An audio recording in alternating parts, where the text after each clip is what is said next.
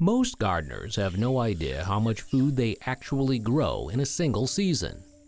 A productive tomato plant produces 10 to 15 pounds of fruit. A zucchini plant, up to 10 pounds on its own. 3 raised beds planted well can generate several $100s worth of fresh produce between May and October at grocery store prices. Most of it never makes it past September. Welcome to Stellar Eureka. Today, we are looking at 10 methods for preserving what your garden grows, compared by cost, effort, and shelf life. The cheapest costs 15 cents. The easiest takes 10 minutes. One is older than most nations. Stay until the end. 1. Refrigerator pickles. 10 minutes and a jar you already own. Monday, 4 cucumbers off the vine. Wednesday, 3 more appear. Friday, a pile on your counter with no plan.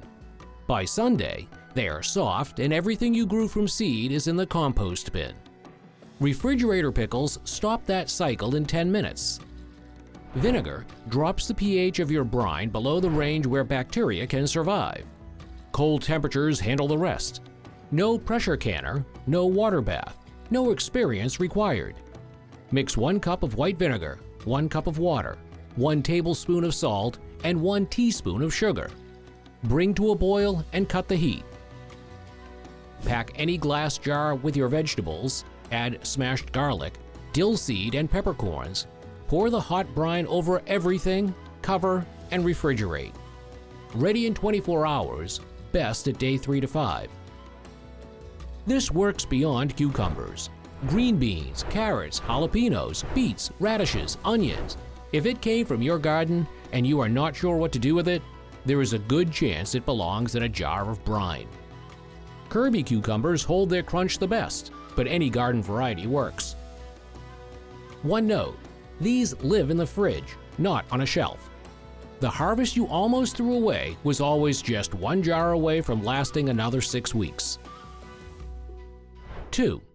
Freezing. The one step that changes everything.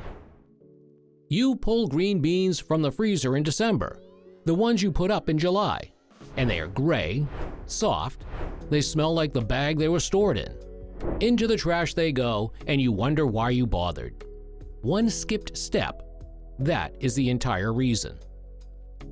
Fresh vegetables contain active enzymes that freezing slows but does not stop. They keep breaking down color, texture, and flavor all through winter storage. Blanching kills those enzymes before the food ever hits the freezer. Every major agricultural extension program in the country treats this as a requirement, not a suggestion. 1 gallon of boiling water per pound of vegetables. Green beans, 3 minutes. Broccoli, 3 minutes. Corn on the cob, 7 to 11 minutes depending on ear size. Straight from boiling water into an ice bath for the same amount of time. Drain thoroughly, spread on a baking sheet in a single layer. Freeze for an hour, then transfer to labeled freezer bags. Bell peppers and tomatoes skip the blanch. Dice and freeze raw, or freeze tomatoes whole on a baking sheet. Grated zucchini, squeezed dry, freezes in 1-cup portions for soups and breads all winter. 20 minutes in July buys 8 months of vegetables that still taste like your garden. There is something quietly defiant about pulling summer out of a freezer in January and finding it still tastes like July. 3. Lacto-fermentation. 15 cents and the bacteria do the work. You set a jar of cucumbers on the counter, and 2 days later it is bubbling. The brine has gone cloudy. Everything about it says, throw it away. Do not. In 1772, Captain James Cook sailed from England with barrels of sauerkraut in the hold. His crew refused it. He rationed it to the officers first until the sailors demanded their share. Not one man died of scurvy on a voyage that lasted 2 years. The fermented cabbage outlasted almost everything else on board. That same biology is running on your counter right now. Salt draws moisture from your vegetables, which becomes additional brine. Brine pushes out oxygen. Harmful bacteria need oxygen and die without it. The lactic acid bacteria already living on the surface of your produce thrive in this environment. They eat the natural sugars, release acid, and drop the pH below 4.6. Almost nothing dangerous survives below that threshold. Dissolve 2 tablespoons of kosher salt into 1 quart of water. Pack your vegetables into a wide-mouth mason jar. Pour the brine until everything is submerged. Weigh the vegetables down with a small zip bag filled with water. Set the jar between 65 and 75 degrees Fahrenheit, out of direct sunlight. Open the lid daily for the first 5 days to release carbon dioxide. Taste after day 5. When it is sour enough for you, move it to the refrigerator. Non-iodized salt only. Iodine kills the bacteria that you are depending on. Kosher salt or sea salt from any grocery store will do. The bacteria knew what to do long before we had a name for what they were doing. 4. The ice cube tray method. Your herb garden finally has somewhere to go. You walk out, and the basil plant has bolted, stems up, leaves gone small and bitter, harvest window closed without warning. The cilantro did the same thing 2 weeks earlier. Both were at peak, and then they were not. Herbs are the most time-sensitive harvest in any garden. Most gardeners absorb the loss as inevitable. It is not. Blend a cup of packed fresh herbs with 2 tablespoons of olive oil. Pour into a standard ice cube tray. Each cube is roughly 1 tablespoon of herb oil. Freeze solid, pop them out, store in a labeled freezer bag. When you are cooking pasta, soup, or a stir-fry, drop a cube directly into the pan. No thawing. 3 to 4 months of shelf life. For basil specifically, blend 2 cups of Genovese basil with 2 garlic cloves, 1/3 cup olive oil, and a ½ cup of Parmesan. Skip pine nuts or swap in walnuts, which cost $3 to $4 a bag versus $8 to $12 for pine nuts. Press the pesto flat into a zip bag at 1/4 inch thick and freeze. Break off a piece whenever you need it. Hold 4 to 6 months. For cilantro that bolts every summer, grow the slow bolt variety. Italian flat-leaf parsley freezes cleanly and carries more flavor than the curly type. A Genovese basil plant costs $2 to $3. 1 plant, 1 afternoon, 1 tray. This is your pesto budget for the year. The season's most fleeting flavors are the ones most worth saving, and they only ask you to act before they tell you it's too late. 5. Dehydrating. Press a button, go to bed, wake up to a stocked pantry. You slice a tray of tomatoes at 10 in the evening and press a button. You go to bed. When you wake up 8 hours later, the kitchen smells like August and the trays hold tomatoes that will still taste like August in February. A dehydrator circulates warm air over your produce until the moisture is gone. A fresh Roma tomato is more than 90% water. Bacteria, mold, and yeast all need that moisture to survive. Drop it below 10% and there is nothing left to support spoilage. The National Center for Home Food Preservation places properly stored dried vegetables at 4 to 6 months under cool, dry conditions. Slice vegetables to 1/4 inch thick in a single layer on the trays. Vegetables run at 125 to 135 degrees Fahrenheit. Herbs go lower, 95 to 105 degrees, to preserve their oils. Check after 6 to 12 hours. If a piece snaps, it is done. If it bends, keep going. Roma tomatoes are the standard. Meaty, low in water, fast to dry. Cayenne and jalapeno peppers dehydrate whole and grind into powder. Zucchini sliced thin with salt and garlic powder makes better chips than anything sold in a bag. No dehydrator? A conventional oven on its lowest setting, door cracked 1 inch, gets the same job done more slowly. An entry-level unit runs $40 to $50. If your garden produces pounds of food every week, it pays for itself before August ends. If your harvest is small, the math may not work the first year, and that is worth knowing before you buy. You pressed a button, you slept, and your garden outlasted the season. 6. Freezer tomato sauce. Turning a surplus into winter dinners. 10 pounds of ripe tomatoes on your counter, and 3 days before, half of them are too soft to eat raw. This happens every summer to anyone who grows more than a salad's worth of tomatoes, which is most of us. Cook them down.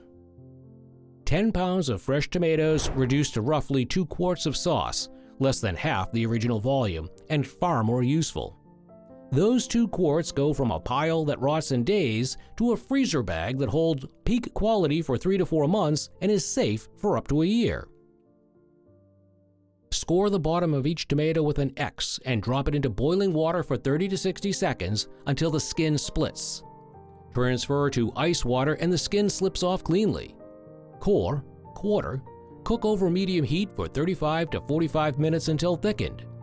Season with salt. Add garlic and fresh basil if you have them. Blend smooth or leave chunky.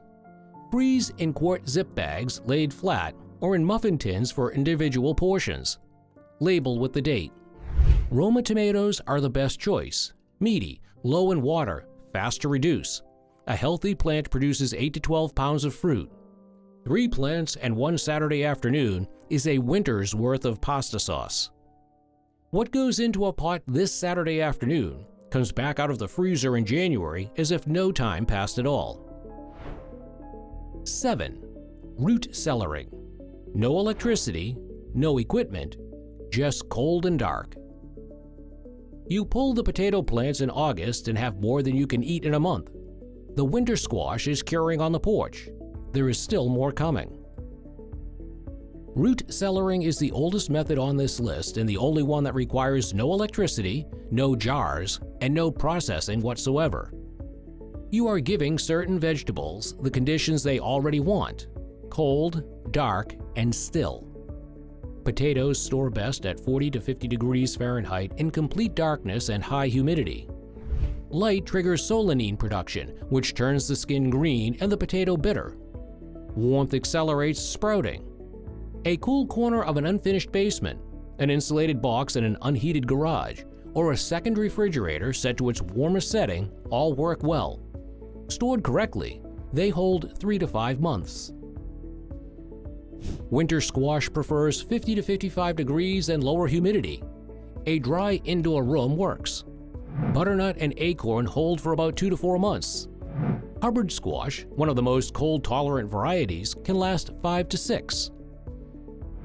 Carrots and beets pack well in slightly damp sand in a wooden crate kept near freezing, at 90 to 95% humidity. Held cold, they last 3 to 5 months. No equipment beyond a box, some sand, and a cold corner of your home. Humans kept food through winter for thousands of years without a single electrical outlet, and sometimes the oldest system is still the right one. 8. The soup bag. 0 effort, 0 cost. 1 free dinner. 3 tomatoes going soft on the counter. Half a pepper from last night. A handful of green beans that missed dinner. 2 zucchini at the back of the fridge where things go to disappear. By Friday, most of it is in the trash. The soup bag asks you to do one thing instead. Put it in the freezer. Keep a gallon zip bag standing open in the freezer. Every time you have surplus produce or something about to turn, chop it roughly and drop it in. Tomatoes, peppers, onions, zucchini, corn, green beans, carrots, kale. Pieces do not need to be uniform. They are all going to be cooked down anyway. No blanching, no prep beyond a rough chop and a decision not to waste something. When the bag holds 6 to 8 cups, dump it into a large pot. Add 4 to 6 cups of broth. Season with salt, pepper, garlic powder, and Italian seasoning. Simmer 30 to 40 minutes. Add a can of beans or a handful of pasta for a full meal. What you have is a pot of soup that feeds 4 to 6 people. The vegetables cost nothing. The broth costs about $2. By the time your garden slows in fall, you may have 3 or 4 of these stacked in the freezer, each one a dinner waiting for a cold night. Like most good habits, the payoff arrives quietly at exactly the moment you need it most. 9. Herb-infused vinegar, the oldest trick in a productive garden. Your tarragon has gone enormous. Your rosemary has been thriving since May and will outlast everyone you know. Every herb is at its peak, and there is no way to cook through all of it before it turns. Herb-infused vinegar has been in continuous use since antiquity. Roman soldiers were issued posca daily, a diluted vinegar ration that kept without refrigeration across months of campaigning. Medieval herbalists packed fresh herbs into vinegar for preservation and medicine alike. The method survived because it cost almost nothing, and it works. The reason is acidity. White distilled vinegar sits at a pH between 2.4 and 3.4, well below the level where harmful bacteria, including the pathogen responsible for botulism, can survive. This is also why it is safe to use garlic or herbs in plain olive oil. Olive oil provides no acid barrier and must be refrigerated and used quickly. Vinegar needs neither. Pack fresh herbs loosely into a clean glass jar.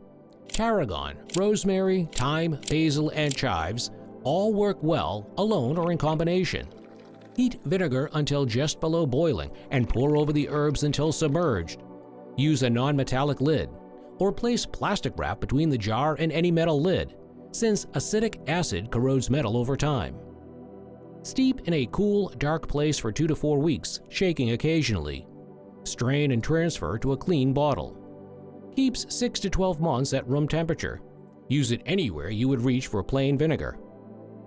Your herb garden grew something that will carry the taste of this summer long after the garden itself has gone quiet. 10. The neighbor strategy. When you have preserved everything you can. You have pickled, frozen, fermented, dehydrated, sauced, cellared, and bagged every cucumber and tomato and zucchini you could reach. The garden is still producing.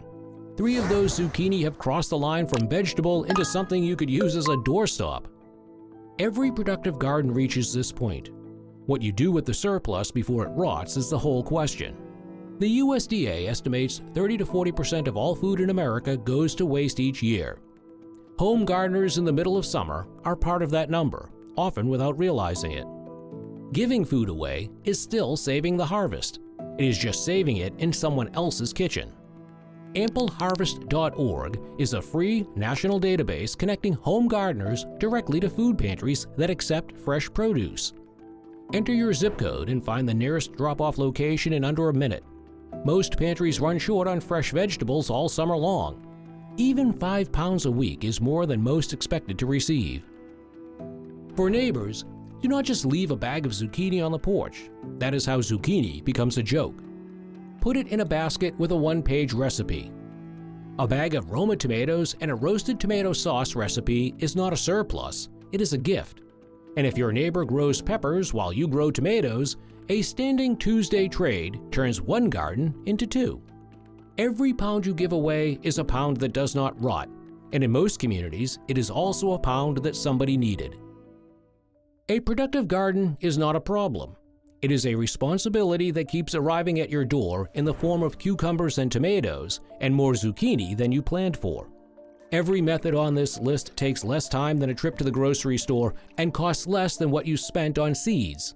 The only thing standing between your harvest and January dinner is a jar, a bag, a tray, or a neighbor who is hungry. Which of these are you trying first? Let us know in the comments.